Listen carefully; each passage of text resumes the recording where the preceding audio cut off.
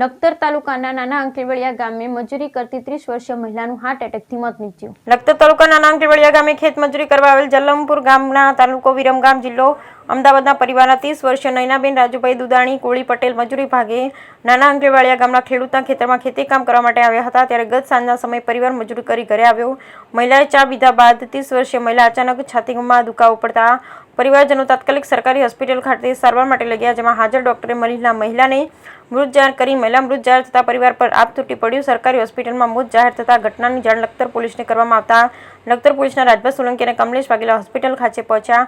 મહિલાની પીએમ કરવા માટેની તજવીજ હાથ ધરવામાં આવી। પરિવાર દ્વારા સરકાર પાસે સહાય અથવા કોઈ મદદ મળે તે માટેની માંગણી અને વિનંતી કરવામાં આવી। Bureau report Jayendrasinh Jhala. તમારું નામ? જાલમપુરા। તમારું ગામ? જાલમપુરા। નામ શું તમારું? રાજુપુર। શું થયું બેન સાથે? બેન કઈ ને ચા પીતા હતા, ચા પીતા અચાનક બે બંધ થઈ ગયા અને ત્યાંથી સાથી બધું ખવાઈ ગયું। પછી